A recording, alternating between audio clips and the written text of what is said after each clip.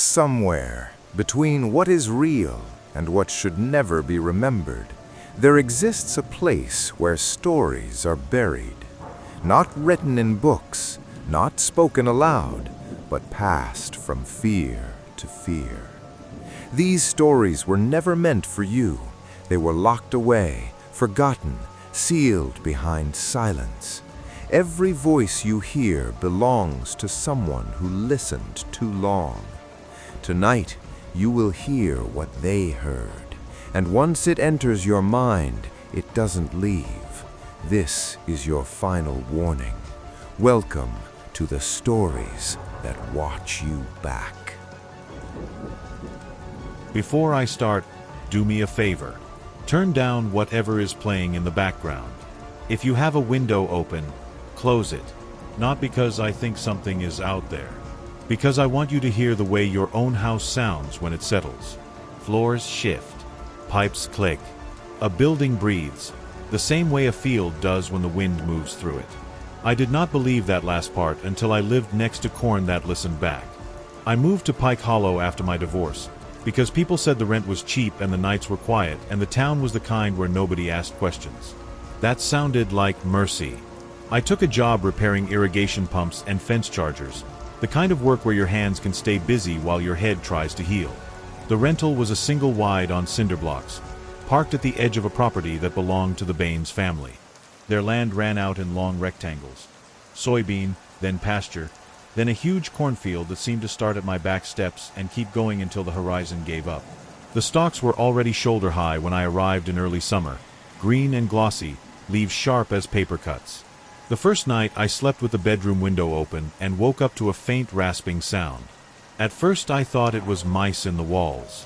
Then I realized it was coming from outside, like thousands of fingers dragging along dry fabric.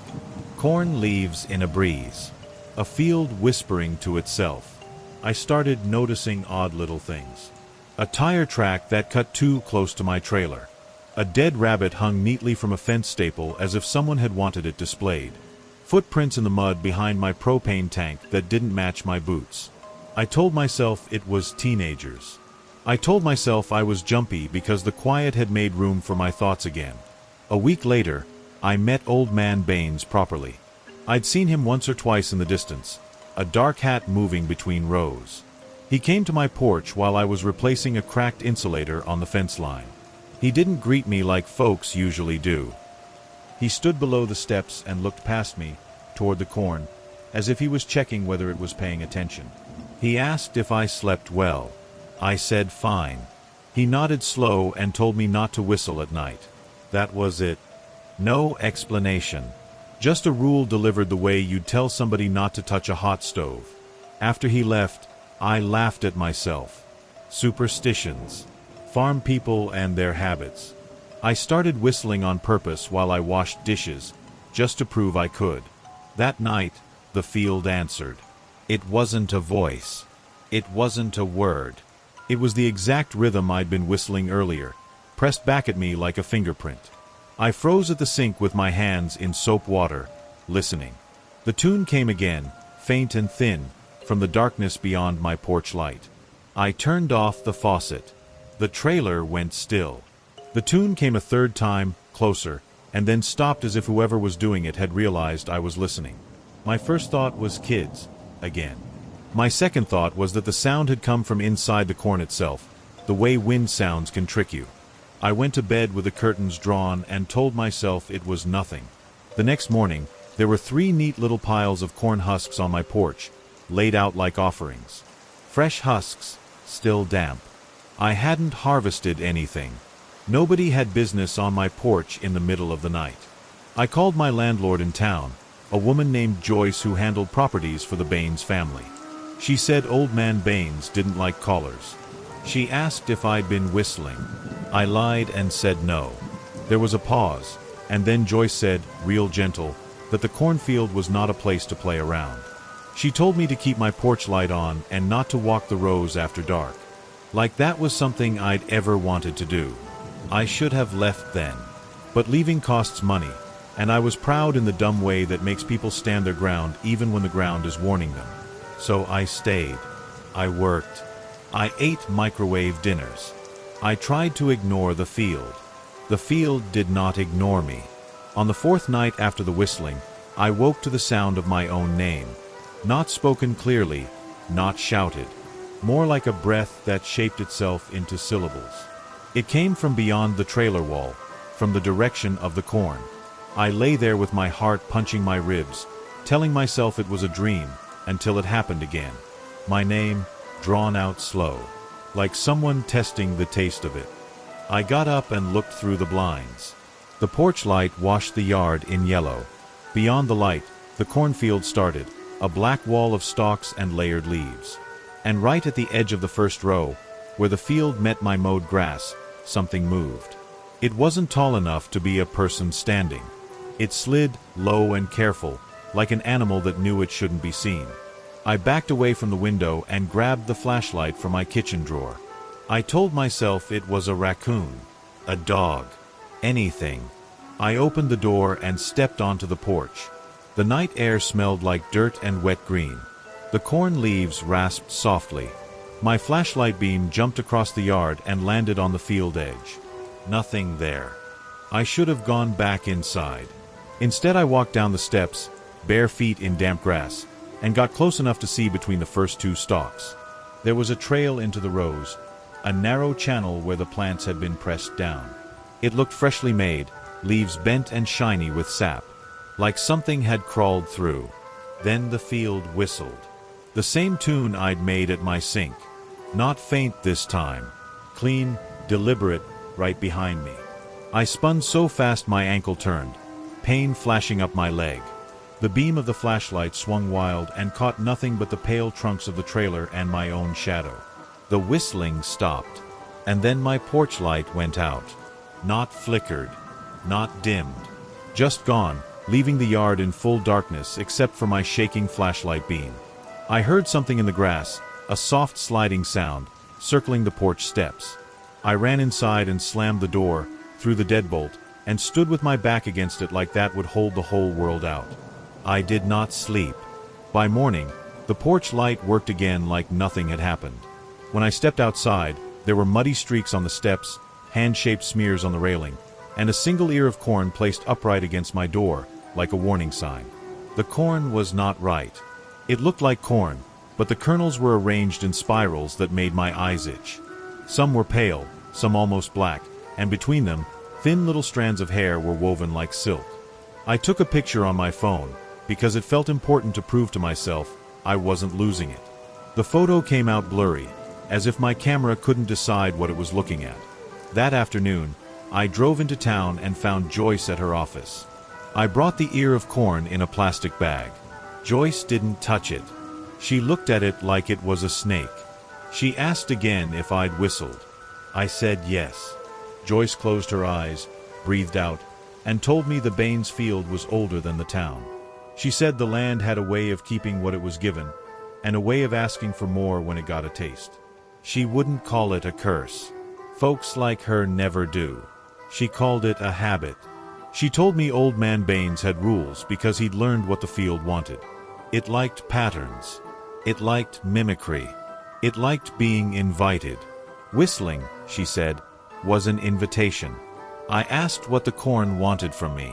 Joyce didn't answer directly. She asked if I'd heard my name at night.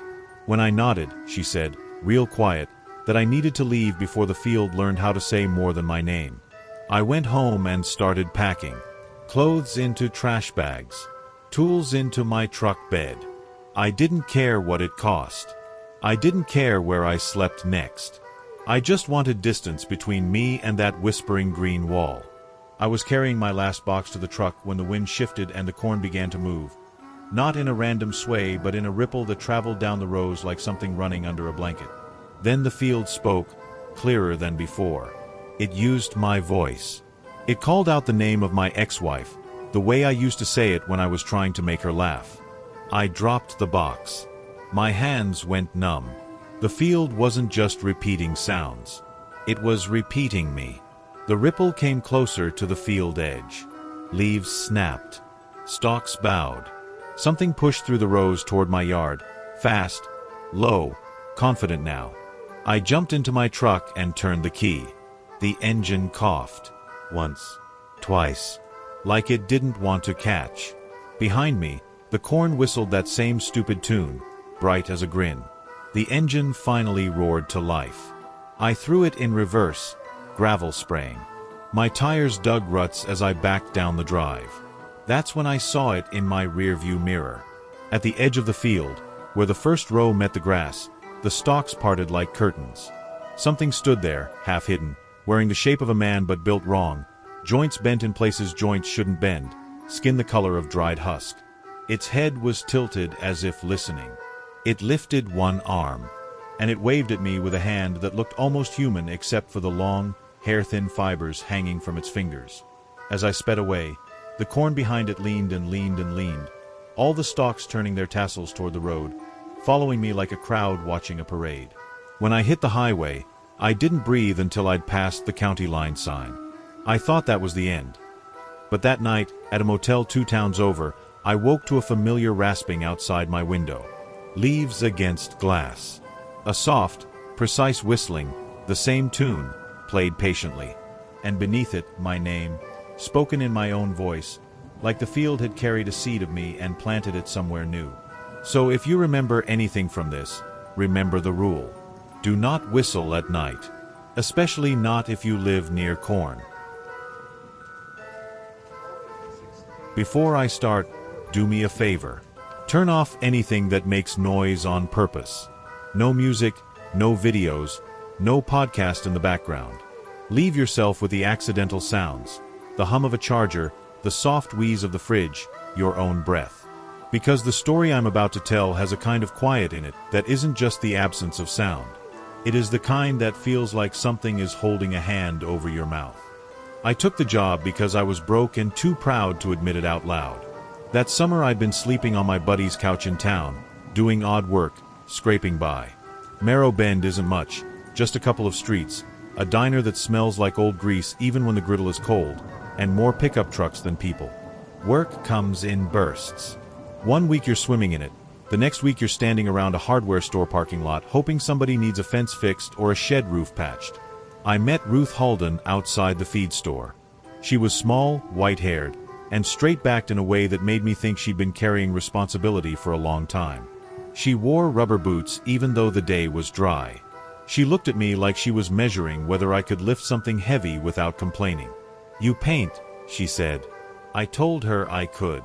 She nodded once and said she had a silo that needed repainting before the county inspector came by. No paperwork. She named a number that made my stomach unclench. Her place was 10 miles out, down a gravel road that ran between fields like someone had sliced the land with a knife. The farm looked like the kind you see in old photos. Big barn, weathered boards, a house with a porch that sagged in the middle. The silo stood behind everything else like a pillar, taller than the cottonwoods, painted a faded red that had gone chalky in the sun. Up close, the silo looked wrong. Not broken.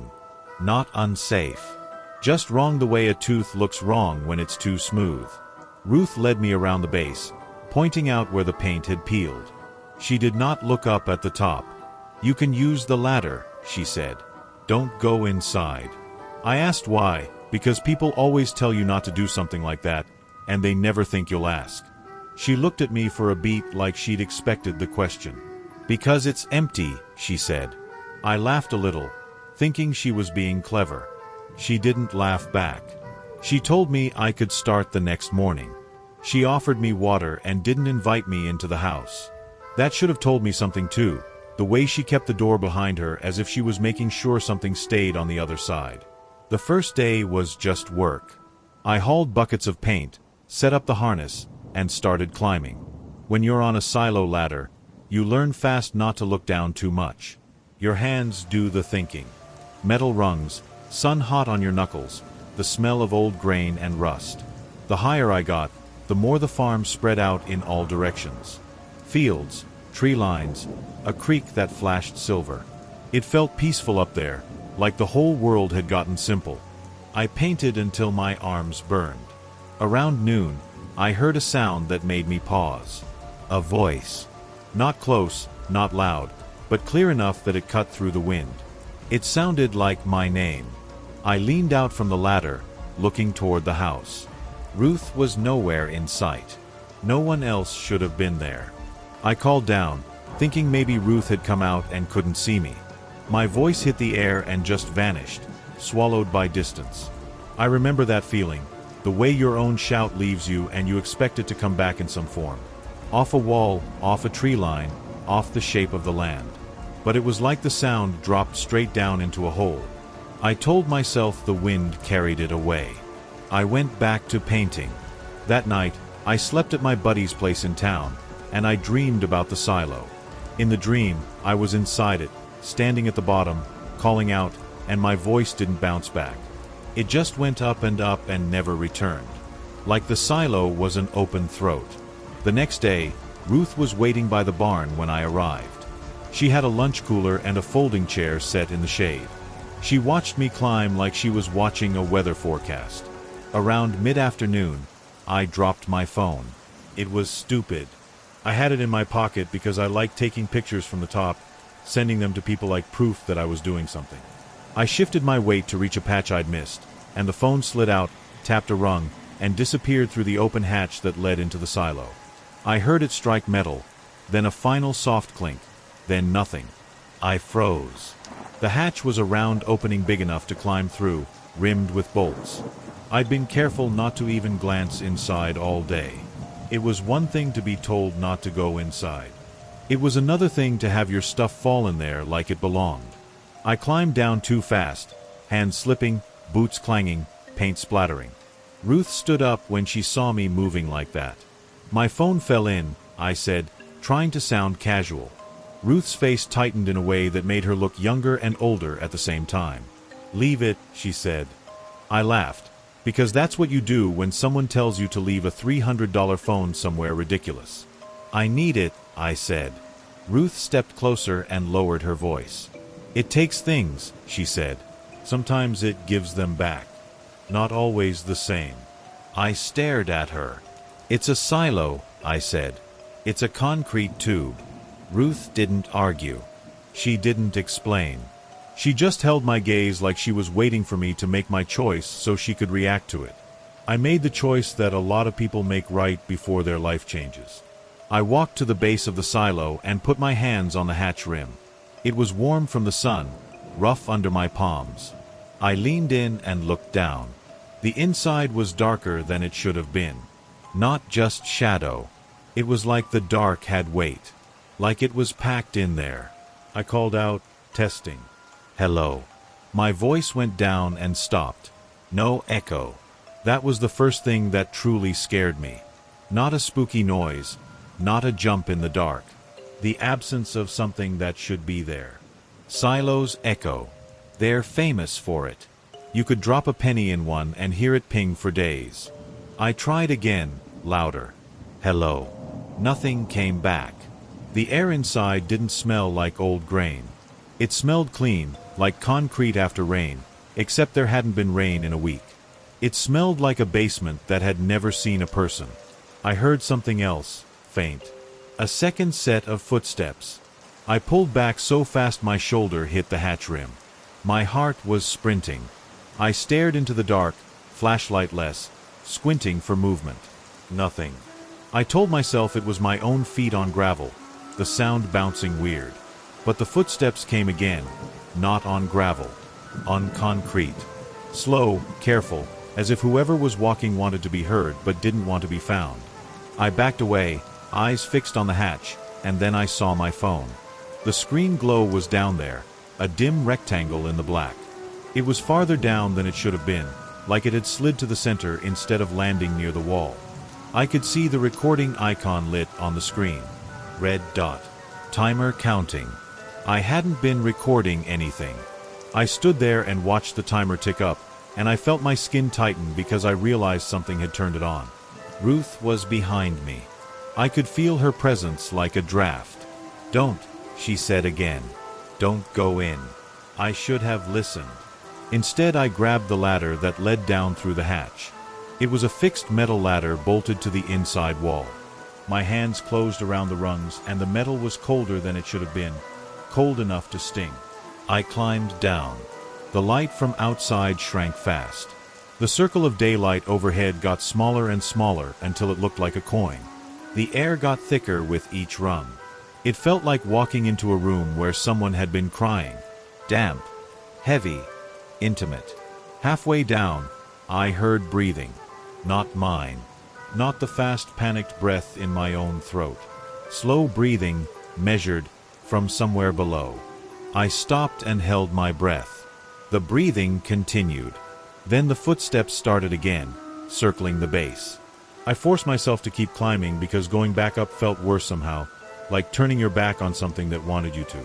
When my boots hit the bottom, my stomach dropped. The floor was smooth concrete, and it was covered in scratch marks. Not random. Not just wear. Circles, spirals, repeated paths, as if something had walked the same route over and over until it etched itself into the ground. In the center of the floor, right where the scratches were darkest, my phone lay face up. The screen was still recording. I crouched and picked it up. My hands shook so hard the image on the screen blurred. I stopped the recording and saved it without thinking, because some part of my brain wanted proof. Then the silo spoke, not with a voice from a mouth, with sound shaped like memory. From above, from the hatch, I heard my own voice call my name. It was the exact tone I had used earlier when I'd called to Ruth. Same rhythm, same breath. But it couldn't be me, because I was standing in the dark holding my phone and my lips were pressed tight together. I stared up at the hatch. The circle of daylight looked wrong. Too bright. White like a welding arc. It didn't look like afternoon sun anymore. It looked like noon. A shadow leaned into the opening, blocking part of that light. I could not see a face, just a head and shoulders silhouette. My own voice came again, closer now, from that opening. Come on. My mouth went dry. The words sounded friendly in my voice, like I was calling a buddy over. But there was something beneath it, a pressure, like the sound was pushing on my ribs. I backed away until my shoulders hit the silo wall. My flashlight was still outside. My only light was the hole above and the dim glow of my phone screen. I looked back at the floor, at the scratch marks, and I realized the scratches weren't random circles. They were a path, like a track worn into the ground by something that went around and around, waiting. The breathing got louder. It was behind me now. I didn't turn. I couldn't make myself. My body locked up the way it does when you know moving will make it real. My voice called again. Come on, it said. I got you. That's when I understood what Ruth meant when she said it takes things and gives them back. It wasn't just objects. It took sounds. It took patterns. It took your voice and learned how to wear it. The footsteps on the concrete stopped. The breathing paused, like whoever was behind me was listening too, waiting for my response, curious how I'd react to hearing myself. I swallowed and the sound of it was huge in the silence. Then, right beside my ear, someone swallowed too. I flinched so hard I nearly dropped my phone. The screen light swung and for a split second it illuminated something at my shoulder. A shape that was almost a person. Too close to the wall. Too thin.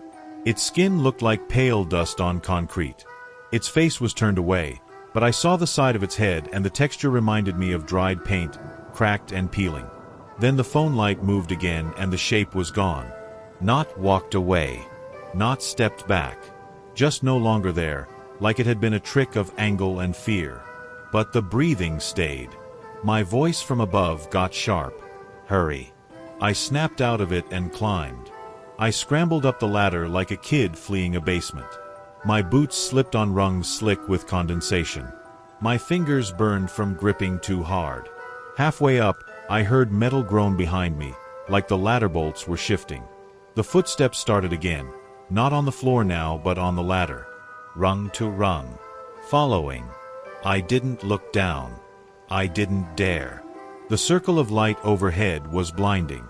As I climbed, I realized the light was not just bright. It was wrong in color, too white, like the world outside had been overexposed. I reached the hatch and shoved myself through, scraping my arms on the rim. I rolled onto the grass, gulping air like I'd been underwater. The first thing I did was look up. The sky was normal. Late afternoon blue. Sun in the right place. The second thing I did was look at Ruth. She was standing a few feet away with the barn lights off, even though it wasn't dark yet. In her hands she held a bag of feed, gripped like a shield. Her eyes flicked from me to the hatch. "Did it call you?" she asked. I couldn't answer. My throat felt raw. I just nodded. Ruth's mouth pressed into a line. "It likes to practice," she said. "It likes when there's someone new." I stared at the hatch. The opening looked innocent, just metal and shadow. Then I heard it again. A faint tap from inside, like a fingernail against concrete. Up, up, up. Not random. A pattern. 3 taps. Pause. 3 taps. Pause. Like a knock. Ruth stepped closer, her boots crunching in the grass. "Don't answer," she said. I didn't move. The taps continued, steady, polite, patient. Then my phone buzzed in my hand, startling me so badly I almost dropped it. A notification. The recording I'd saved. It had a waveform preview that was completely flat, like it had recorded nothing. But the timestamp was there. 3 minutes, 42 seconds. I hit play with my thumb before I could stop myself. At first, there was only the sound of my breathing and the faint hum of the world above. Then, in the background, barely audible, there were footsteps on concrete. Slow circles. Then, very faint, a voice that sounded like mine, but layered under itself, like 2 versions slightly out of sync. It said my name. And underneath it, a second voice repeated it, lower, stretched, like someone learning how to form the syllables. Ruth listened for a few seconds and then gently pushed my hand down, stopping the playback. "You got what you came for," she said. I looked at her, waiting for her to tell me what to do next, because I felt like a kid who'd wandered too far into the woods. Ruth didn't give advice. She gave instruction. "Finish the painting tomorrow," she said. "In daylight. And when you leave, don't look back at it. Don't talk to it. Don't sing. Don't whistle. Don't give it anything else to keep." I should have quit right then. But I needed the money. And now there was another feeling under the fear, a stubborn urge to act like this was still just a job. Like if I stayed practical, reality would behave. So I came back the next morning. Ruth was already outside, sitting in her folding chair. She did not look at the silo. She looked at the fields, at the tree line, at everything but the tall red cylinder. I climbed and painted and kept my mouth shut. Not a word, not even when the harness pinched or the sun made my head swim. I didn't want my voice out there. I didn't want it to have anything new to copy. But the quiet kept pressing in. At the top, when the wind died, the world felt muted. No insects. No birds. Even the leaves on the trees held still. Then I heard something from inside the silo, low and soft, like someone humming to themselves. It was the tune I'd been whistling under my breath the day before without realizing it. Something mindless and casual. I stopped painting. My brush hovered. The humming continued, perfectly matching the tune, as if it had been waiting for me to start it again. My stomach turned cold. I climbed down without finishing the last strip of paint. I didn't even clean up. I just got my feet on the ground and walked toward Ruth like my body was pulling me by a string. Ruth saw my face and stood up. "It's got enough," she said. I nodded, jaw clenched. She pulled a wad of bills from her pocket and handed it to me without counting. "Go," she said. I went. I didn't look back at the silo. I didn't even let my eyes drift that direction. I got in my truck and drove until the farm disappeared in my mirror. And even then I kept my gaze forward like the road itself might punish me for curiosity. For a while, I thought I was fine. Then I noticed something small. When I spoke in empty rooms after that, my voice came back a fraction of a second late, like an echo that hesitated. At first I blamed my ears. A sinus thing. Stress. But the delay happened only sometimes, and always in places that should have echoed cleanly. Parking garages. Stairwells. The shower. I would say something simple like yeah or hello, and there would be a pause, just long enough to feel wrong. And in that pause, I could hear a faint second breath, as if someone on the other side of the sound was deciding whether to repeat me. Weeks later, I was alone in my buddy's house, and I dropped a spoon in the kitchen sink. It clanged metal on metal, a sharp sound that should have died quick. Instead, it rang out, and then it rang again, softer, delayed, like the sink was remembering it. Then, from the hallway, I heard 3 taps. Ap, ap, ap. A pause. Ap, ap, ap. Not loud. Not violent. Just polite. Like a knock from something that had learned patterns and liked to use them. I didn't answer. I stood there with my hands on the counter, listening to the house settle, listening to my own breath. The tapping stopped, and in the silence that followed, I heard my own voice, very faint, not from my throat but from somewhere behind the walls, practicing my name like it was trying to get the shape just right. So that's why I asked you at the start to turn the noise off for a minute. Because if you ever find yourself in a quiet room, and you speak, and your own sound comes back wrong, not like an echo but like a copy, don't lean in.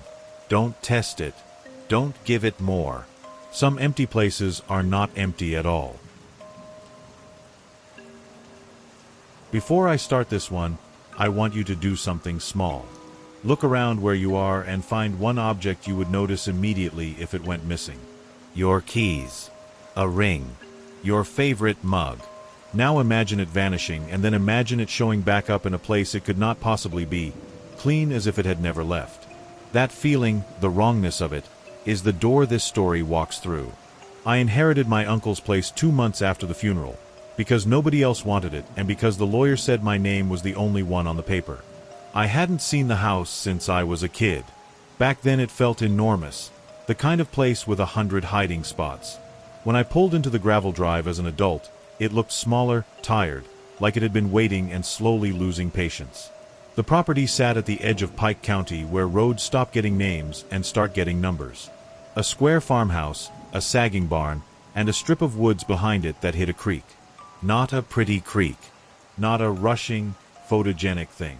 Just a shallow ribbon of brown water that moved slow through mud and roots, always sounding like someone whispering with their mouth closed. My Uncle Lyle used to tell me the creek was the reason the land stayed green in late summer. He'd say it like he was grateful. Now that I owned the place, I walked it the first day like I was trying to learn the shape of my new life. I found the tool shed key where it always hung. I found old canning jars in the pantry. I found the smell of my uncle still in the house, that mix of tobacco and motor oil and the peppery scent of the soap he used. In the kitchen, on the inside of a cabinet door, there was a strip of masking tape with handwriting on it. It looked like it had been replaced a dozen times, the edges fuzzy. Never throw anything into the creek. That was it. No explanation. No signature. Just a rule. I stood there with the cabinet open, reading it twice, then a third time like it might change. For a second I pictured my uncle writing it, his thick fingers holding a pen like it was something he didn't trust. I laughed to myself and shut the cabinet. Old people leave notes for everything. Turn off the stove. Lock the door. Feed the dog. This felt like that. A leftover habit. I spent the first 2 days cleaning, hauling boxes, making the house livable. The place creaked in the evenings, settling into its own bones. The woods behind the barn felt close, like they leaned toward the yard. The creek made its little hush-hush sound whenever the wind died. On the third day, I got irritated. It was something small. A broken flashlight, cheap plastic, one I'd found in a drawer. The battery compartment was corroded. It smelled like old pennies. It was useless, and I was already tired of handling my uncle's useless things. I walked out back toward the creek, mostly because I wanted to feel like I was making decisions again. Like I could choose what stayed and what went. The path to the creek ran through weeds and blackberry vines. The air got cooler under the trees. When I reached the bank, the water looked like weak coffee, sliding around stones and roots. It didn't look special. It looked like the kind of water you'd never bother thinking about. I remembered the note. Never throw anything into the creek. I stood there holding the broken flashlight, and I felt that stubborn little itch in my chest. The part of me that wanted to prove I wasn't going to live by someone else's rules, especially not a dead man's. I tossed it. The flashlight made a small plop, barely a splash, then disappeared under the surface like the creek had opened its mouth. For a second, I expected nothing. I expected the normal world. Trash gone. Lesson learned. End of story. But the water made a sound. A soft glug, like something swallowing. I stared at the spot where it sank, and I swear the current slowed for a heartbeat, like it paused to consider what I'd given it. Then it kept moving. I walked back to the house and didn't think about it again until the next morning. I opened the front door to step onto the porch, and there it was. The flashlight. It sat neatly on the welcome mat, dry, clean, the plastic shining as if it had been polished. The lens had no scratches. The battery cap looked new. I picked it up slowly, half expecting it to be wet, to smell like creek mud. It didn't. I flicked the switch out of reflex. The beam snapped on, bright and steady. I stood on my porch with the light pointed at nothing, my skin prickling. I turned it off and on again. It worked. It shouldn't have. I looked down at the mat. No muddy footprints. No watermarks. Nothing that suggested a person had placed it there. The only thing that felt off was the way the flashlight was angled, pointing slightly toward the woods, as if it had been set down with intention. I carried it inside like it might bite me. The rational explanations lined up in my head the way they always do when something makes you uncomfortable. Someone found it downstream and returned it. A neighbor. A kid. Maybe my uncle had a spare and I was mixing them up. But I knew the truth in the way you know when a room is being watched. I didn't have a spare. I had thrown that exact flashlight into the creek. I went back into the kitchen and opened the cabinet with the note. I stared at it until the words blurred. Never throw anything into the creek. My laugh this time came out thin. Over the next week, I started noticing other returns. Small things at first, like the creek was testing what I'd notice. A wrench I dropped in the grass by the barn showed up on my porch rail, laid parallel to the wood grain. A set of nails I'd spilled on the shed floor appeared in a tidy line on the doormat like someone had counted them. Once, I lost my pocket knife somewhere in the house. I looked everywhere. Couch cushions, drawers, the truck, the yard. The next morning it was sitting on the kitchen table, blade folded, perfectly centered on a placemat I hadn't used. Every time it happened, I told myself someone was messing with me. But I didn't see anyone. I didn't hear cars. The gravel drive stayed undisturbed. And then the creek started returning things that weren't mine. The first was a school ring. It was heavy and old, stamped with a year that didn't mean anything to me. The stone was scratched, the metal dull. It sat on my porch step like it had been placed there gently. I picked it up and turned it over. A name was engraved inside. Not mine. Not my uncle's. Someone else entirely. I felt a cold unease settle into my stomach because it meant this wasn't about me losing things. It was about the creek giving things. I tried to do the normal thing. I took it to the sheriff's office in town. The deputy behind the desk took one look and shrugged. Probably washed up from somewhere, he said. Folks lose things. I told him it appeared on my porch. He gave me that look people give when they're deciding how politely to end a conversation. Creek runs behind your place, right, he said. Water does what it does. He slid the ring back toward me like it was my problem. That night, I locked the doors, even though I didn't feel like the threat was human. I slept badly. Dreams full of water sounds. My uncle's voice telling me something I couldn't quite hear over the creek hush. In the morning, there was a baby shoe on my porch. A tiny white shoe with a Velcro strap, caked with dried mud. It looked like it had been lost years ago. The fabric was stiff, the sole cracked. Inside was something darker, packed into the toe. I didn't touch it at first. I stared at it from the doorway, my hand on the doorknob like I could pull the house closed against the sight. I used a stick to lift it, because my brain suddenly insisted on distance. When I tipped it, a little clump fell out onto the mat. Hair. Not animal fur. Hair like a person's, fine and brown, tangled with bits of dried leaf. My throat tightened. I set the shoe down carefully, like it deserved respect, and backed into the house. That day, I didn't go near the creek. I kept myself busy with chores, loud ones, hammering boards, running the leaf blower, anything to fill the air with noise.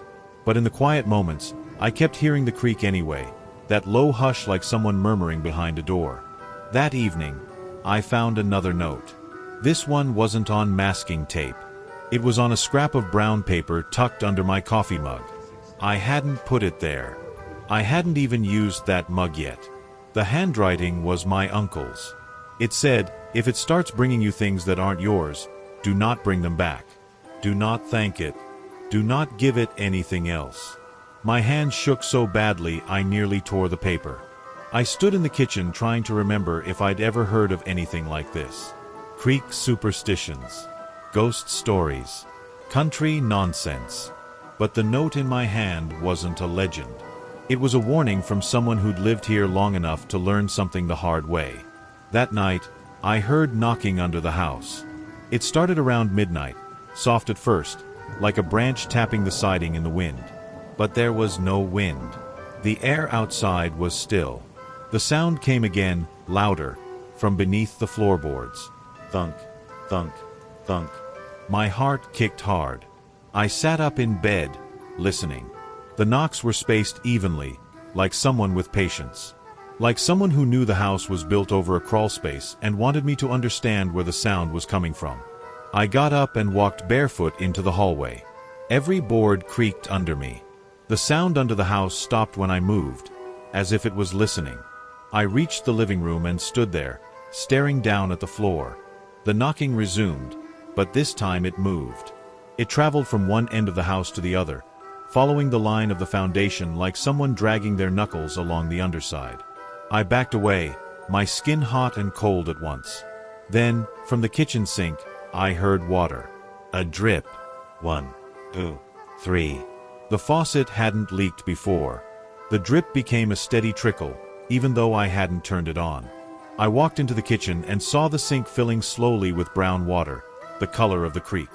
No pipe sound. No gurgling. Just water appearing, rising like the sink itself was becoming a small pond. In the center of that water, something floated up. A photograph. At first it was face down, stuck to the surface tension like a leaf. Then the water tilted it, gently, and the image turned toward me. It was me, asleep, in the bed I was supposed to be in, taken from above, as if someone had been standing over me while I slept. The photo was sharp. The angle made my face look pale and slack, mouth slightly open. The sheet was pulled to my chest. My hands were visible, resting on the blanket like a corpse arrangement. I stared at it until my eyes burned. Then my body moved on instinct. I grabbed the photo, water streaming off it, and yanked the sink plug to drain whatever was in there. The water gushed down, but it didn't sound like water going through pipes. It sounded like a creek shifting around stones. I turned the faucet on full blast, hot water roaring, like heat could erase whatever had touched my house. The photo stayed wet and cold in my hand, and the paper felt thicker than normal, like it had been soaked long before it reached my sink. I didn't sleep after that. I sat at the kitchen table with the lights on until dawn, watching the shadow line of the woods through the window. When morning came, I did what you do when you don't know what else to do. I went to the creek. I brought the return things in a box. The ring, the shoe, the photo, the flashlight, the wrench. Like I could make a pile and negotiate. The path through the woods felt narrower than before. The trees leaned in close. The air smelled damp even though the day was dry. I could hear the creek before I saw it. That hush-hush sound. I reached the bank and looked down at the water. The surface slid by slow, dragging leaves, carrying little bubbles that rose and popped as if the creek was breathing. I stood there and felt the urge to speak. To say something like stop. To demand an explanation.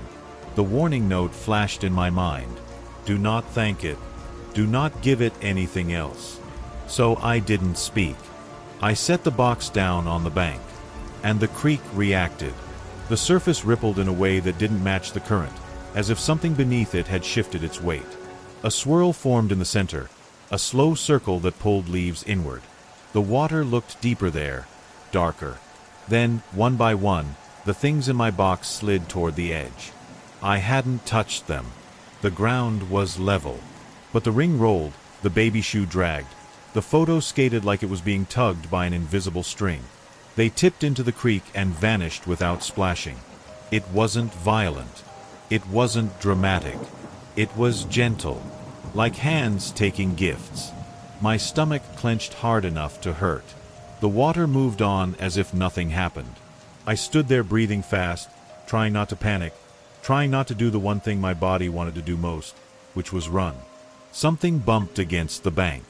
I looked down. A key had surfaced at my feet. Old iron. Heavy. The kind of key that belonged to a big lock, not a modern door. It glistened wetly, and the creek nudged it against the mud like it was pushing it toward me. I stared at it. I did not want to touch it. I did not want to accept anything else from this water. But the key looked familiar in the way some objects feel like they were waiting for you. I reached down and picked it up. The metal was cold, colder than creek water should be. When I stood, the hush of the creek changed. It got quieter, like it was satisfied, like it was done talking for now. I walked back to the house with the key clenched in my fist.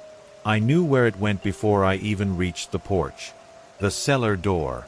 My uncle's cellar was a low door at the back of the house, half hidden behind a stack of old boards.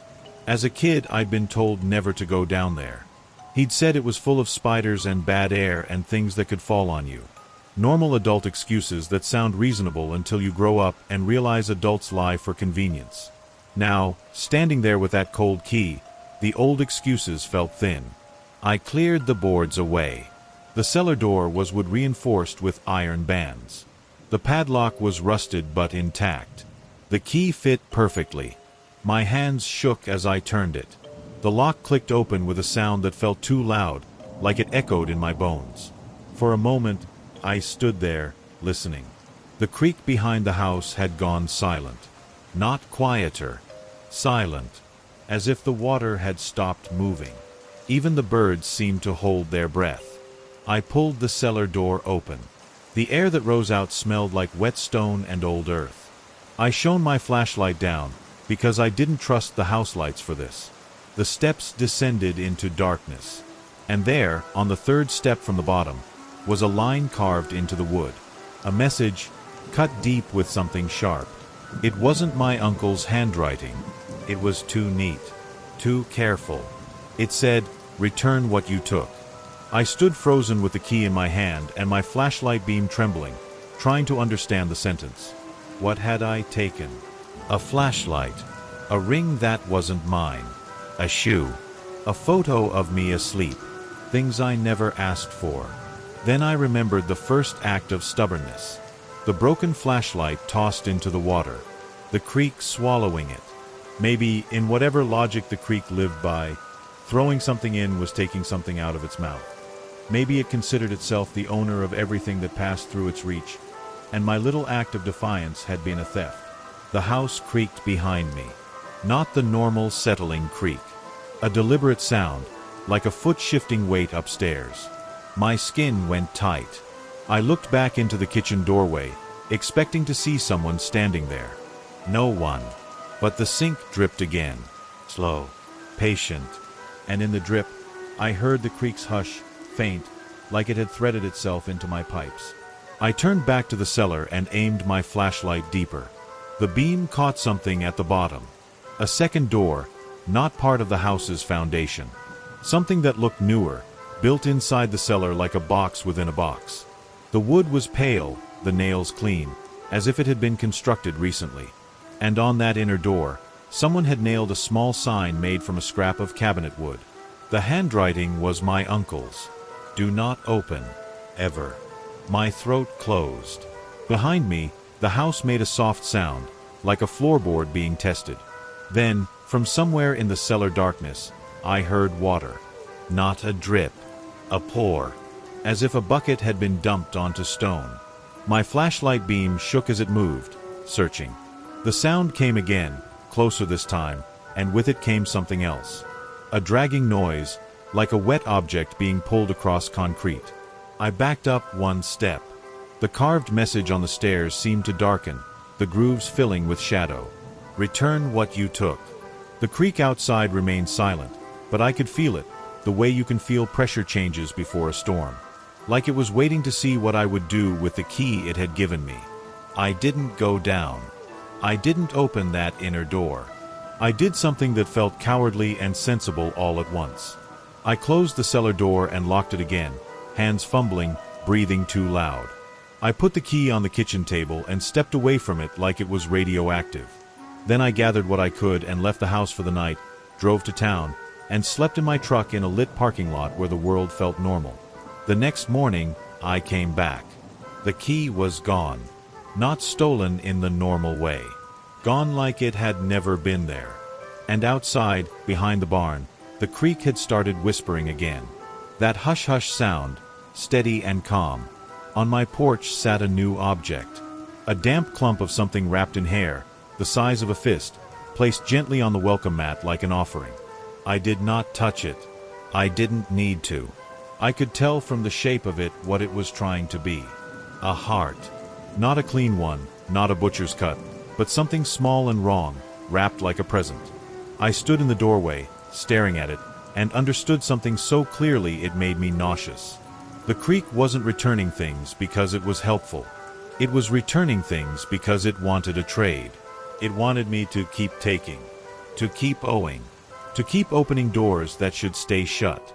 And the longer I stayed on that land, the more personal the returns would get, until the only thing left to return would be pieces of me. So I did what my uncle probably should have done years ago. I left. I didn't sell the house right away. I didn't pack neatly. I didn't make a plan. I just loaded my truck with what mattered and drove until the woods became someone else's problem. Even now, in apartments nowhere near Pike County, I check my porch before I step outside. Because sometimes, after a heavy rain, I hear water in my pipes that shouldn't be there. A soft hush-hush sound, tucked inside the plumbing. And every once in a while, I'll set something down, turn around, and find a place back exactly where it started, as if a patient current is still following me, still practicing the idea of giving things back, waiting for the day I get careless enough to accept another gift. Before I start this one, test your voice for a second. Hum a note, just under your breath. Feel how it vibrates in your chest and teeth, how it belongs to you. Now picture a place where sound doesn't just travel. It sticks. It gets handled. It gets passed around like feed, until you can't tell whether you're the one calling or the one being called. I took the night shift at a hog farm because it was the only job that didn't ask questions about why I needed work immediately. The place was called Danner Ridge, though there wasn't much of a ridge, just a long stretch of low land with barns laid out like dull metal coffins. From the road you could smell it before you saw it, that sharp ammonia bite that coats the back of your throat. The lights over the barns were bright and unforgiving, like the whole operation was designed to make sure nothing stayed hidden for long. The owner, Cal Danner, met me by the main gate the first evening. He was broad, sunburned, and had hands that looked permanently stained. He didn't waste words. He walked me through the rules while we stood in the gravel and listened to the pigs shifting inside the buildings, a restless ocean sound behind sheet metal. "Keep the doors latched," he said. "Keep the fans running. Don't smoke anywhere near the tanks. And if you hear me call, you answer back so I know you're upright." Then he added one more rule like it was the most important. "Do not copy my call." I actually laughed, because it sounded ridiculous. "A call," I said. Cal's eyes didn't soften.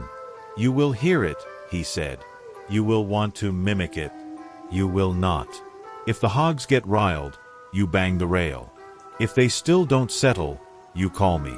But you don't do the call." He made me repeat it back like it was a safety protocol, and I did, and I meant it in that moment. I'd worked around animals before.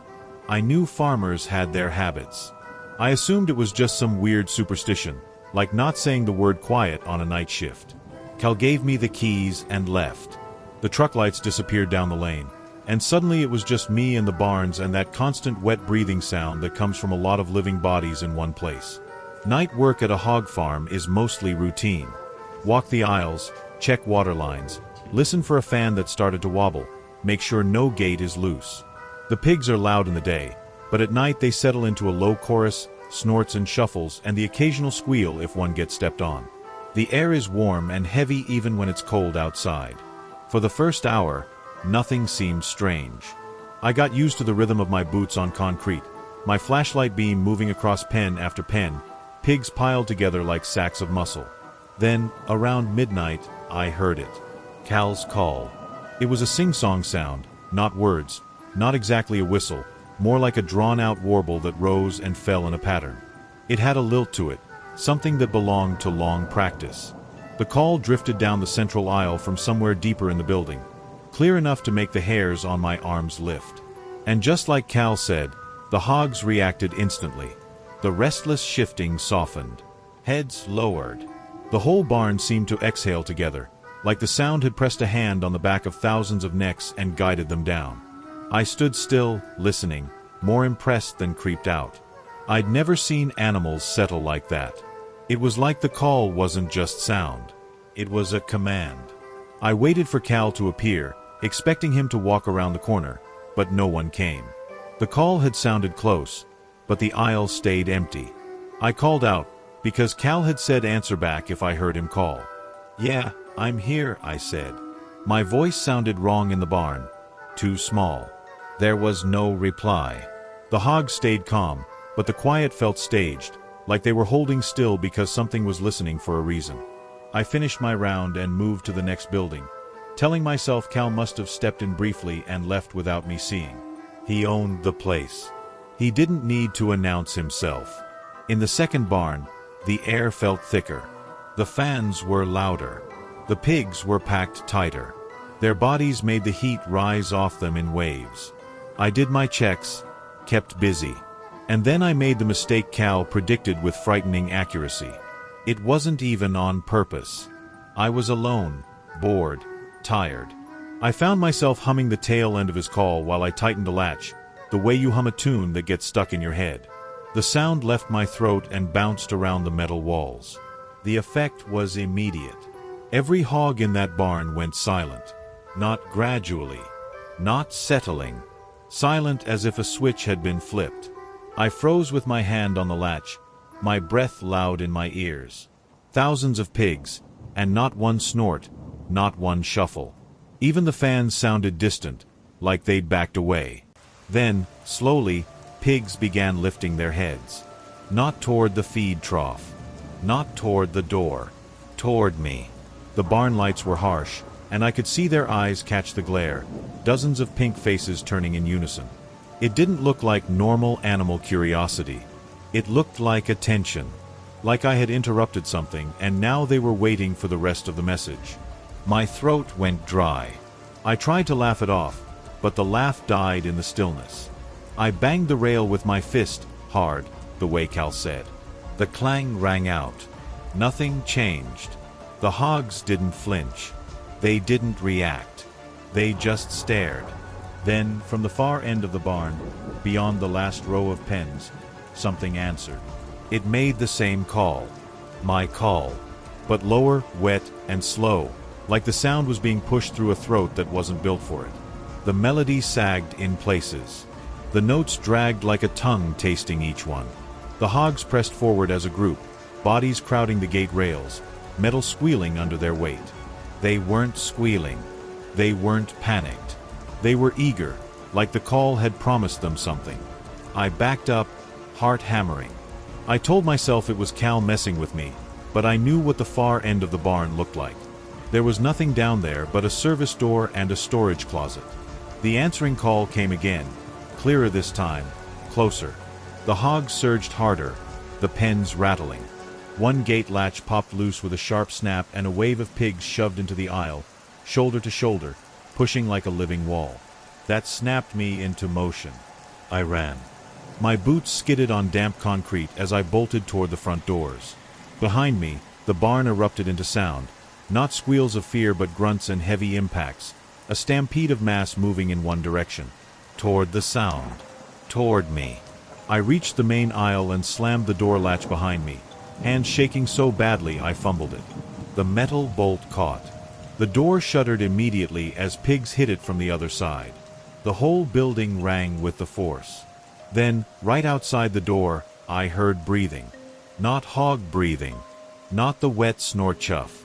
A slow inhale, then a slow exhale, too controlled, too deliberate. I held my breath. The breathing continued, and then the call started again, right outside the door, as if someone stood inches away on the other side of the sheet metal. This time it wasn't my version.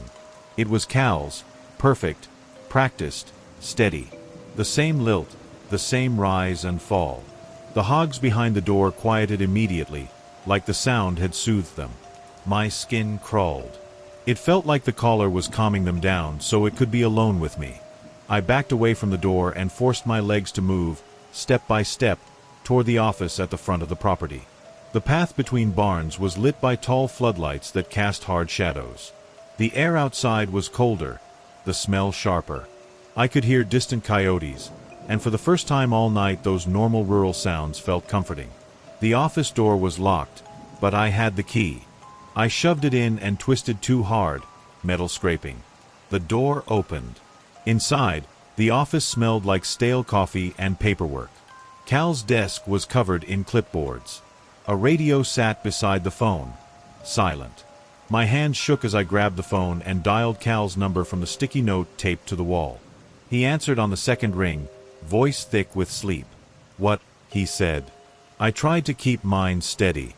"Something's in the barn," I said. "I heard your call." Then I copied it and something answered back. There was a pause that felt like a pit opening. "Did you do it?" Cal asked, voice suddenly awake. I swallowed. Yeah. Cal swore, low and vicious. "Don't move," he said. "Don't talk. Don't make noise. I'm coming." The line went dead.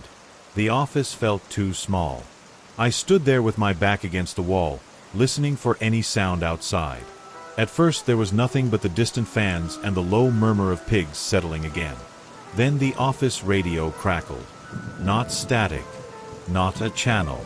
A soft, rhythmic sound that matched the call, faint, like someone humming through interference. I reached toward the radio and stopped. Cal said, "Don't talk. Don't make noise." The humming continued, forming the melody more clearly, as if the radio itself was practicing. Then my fridge back on my buddy's couch flashed into my mind, the way hums can hide in machinery. I felt suddenly certain that sound didn't need a mouth. It could travel on wires, through vents, through pipes. It could ride the infrastructure of a place that was built for constant airflow. The overhead lights flickered. The radio hummed again, louder. Then, from the hallway outside the office, I heard footsteps. Slow, heavy steps on concrete. Not hooves. Not claws. Boots, maybe. But dragged slightly, like the person wearing them wasn't used to joints. My heart kicked hard. The steps stopped outside the office door. Silence. Then, right against the door, a voice made Cal's call. Perfectly. My scalp prickled. Because it wasn't just the melody. It had Cal's cadence, the way he breathed between notes. Like it had him memorized. The doorknob turned slowly. The office door was locked, but the knob tested anyway, gentle, patient, like whoever was out there expected it to open eventually. I clamped a hand over my mouth so my breath wouldn't make a sound. The knob stopped turning. And then, in the silence, the voice shifted. It started making my version of the call. The one I'd hummed absent-mindedly. The one I hadn't meant to give away. It repeated it over and over, each time a little cleaner, a little more accurate, like it was tuning itself to me specifically. Tears sprang to my eyes from pure panic. I stared at the phone, wanting to call Cal again, but terrified that any sound would be a beacon. The voice on the other side of the door softened. It became almost gentle, like someone trying to coax a skittish animal. Then it did something worse. It spoke. Not in words I recognized at first. Just a wet shaping of sound. Then I realized it was my name. Not shouted. Not spoken like a greeting, spoken like a test, a thing being tried on. My name, drawn out slowly. The doorknob rattled. Behind it, the pigs in the nearest barn started shifting again, a low rumble rising like a storm. The voice made the call once more, louder now, and the rumble of hog bodies moved in response, like a tide being pulled by the moon. It wasn't calling them to calm them. It was calling them to gather. The office door shuddered, not from something pushing in, but from the vibrations of mass moving outside, as if the whole property was aligning itself toward the caller. Then headlights swept across the office window.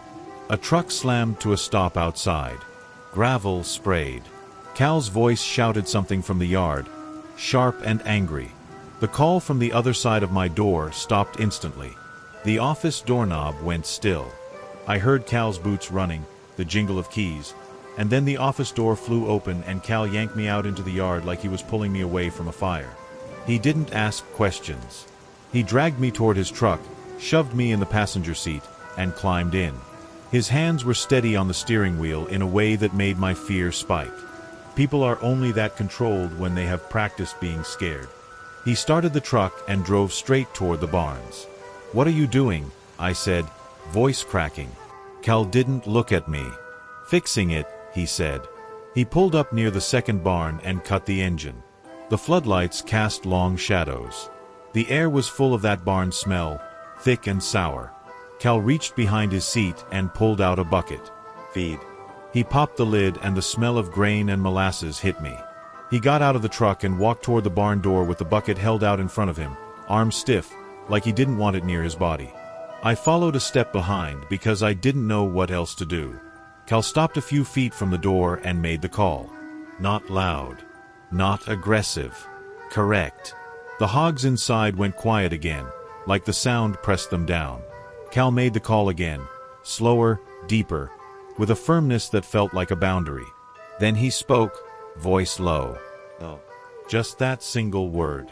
The barn fans hummed. The night held still. Then, from inside the barn, something answered. Not from the pigs. Not from the machinery. From somewhere human height, deeper in the building. It made the call back. Almost perfect. But the last note wavered, like it was frustrated. Cal's jaw clenched. He repeated the call, even slower, like he was correcting a student. He took one step forward and set the bucket on the ground. The answering call stopped. The barn door creaked. Not opened by Cal. From the inside. It cracked a few inches, just enough to let a thin slice of darkness spill out, colder than the night air, smelling faintly of wet earth. I couldn't see anything through the gap, but I felt it. A presence leaning toward that opening. Cal made the call one more time, and then he did something that made my stomach drop. He made me respond. Not with the call. With a sound. He snapped his fingers, sharp and loud. The pigs inside shifted, restless. Cal snapped again, and the shifting softened, like he was using any sound he could to take ownership of the moment, to drown out the thing that wanted to lead. Then he pointed at me without looking. "In the truck," he said. "Oh." I didn't argue. I ran back, climbed in, and locked the door even though a lock felt useless out here. Through the windshield I watched Cal stand by that barn door, alone under the floodlights, a bucket of feed on the ground like an offering he didn't want to make. He made the call again, and the barn answered again, the same wet mimicry. Cal's shoulders rose with a breath. Then he did the one thing he told me never to do. He copied it back. Not his call. The thing's version. He repeated it exactly, even the sag in the melody, even the wet drag in the notes, like he was speaking its language. The air seemed to tighten. The hogs went perfectly still. The barn door opened wider, slow as a mouth, and something stepped into the gap. I couldn't see it clearly, not in the shadow line between floodlight and barn interior. But I saw the outline, too tall, too narrow. I saw an arm lift as if testing the air. I saw the way its head tilted, listening. Then Cal took another step and kicked the feed bucket hard, sending grain scattering across the gravel. The sound was like rain on stone. The hogs inside erupted, not panicked, but hungry. The noise of them surged forward. The barn shook with bodies pressing toward feed. And in that chaos, the figure in the doorway recoiled, like the sudden eruption of animal want had overwhelmed whatever control it had built with sound. Cal shouted, loud and flat, a sound of command without melody. "Get back." The figure retreated. The barn door slammed shut. Cal stood there breathing hard, hands hanging at his sides. Then he turned and walked back to the truck like his legs were made of iron. He got in, started the engine, and drove without looking at the barns again. We didn't speak until we hit the main road. My hands were cramped from gripping the seat. "What was that?" I asked. Cal's eyes stayed on the road. "A collar," he said. "That's not an answer." Cal's jaw worked. "You ever hear about feral hogs?" he said. "How smart they get. How they learn fences. How they learn schedules. How they learn which sounds mean food, which sounds mean danger." I nodded, though my throat was tight. Cal tapped the steering wheel once. "Now imagine something that learned us the same way," he said. "Learned our sounds. Learned what moves a herd. Learned what makes people step closer instead of running." He glanced at me finally, and there was real anger there, but also something like fear. "I told you not to do the call because it doesn't just settle hogs," he said. "It tells the barn you belong to it. It tells everything listening that you are part of the system." Another animal on the list. I stared out the window at the dark fields sliding by. "So what happens now?" I asked. Cal didn't answer right away. "You don't give it more," he said. "No humming. No whistling. No singing. You keep your voice plain. You don't get cute with sound in an empty building." He paused, then added something that made my stomach drop.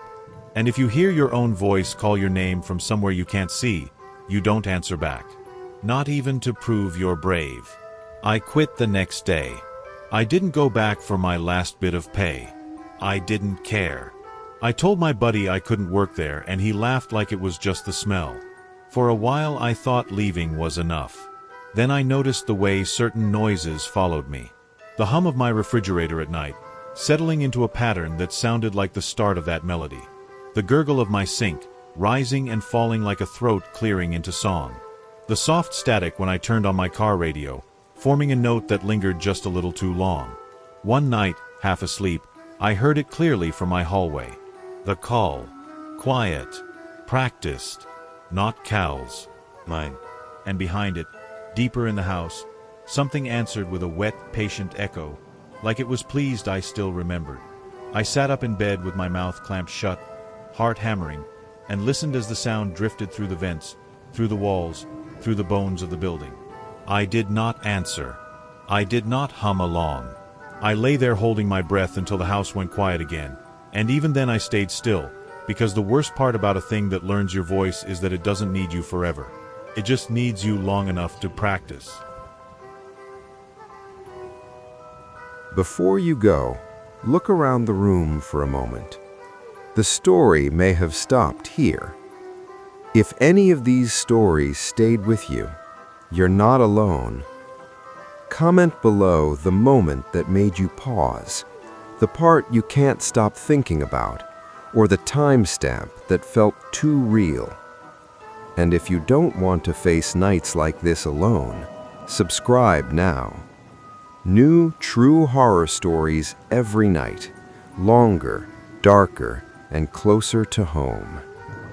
Turn off the lights, keep the volume low, and check your surroundings one last time. Good night.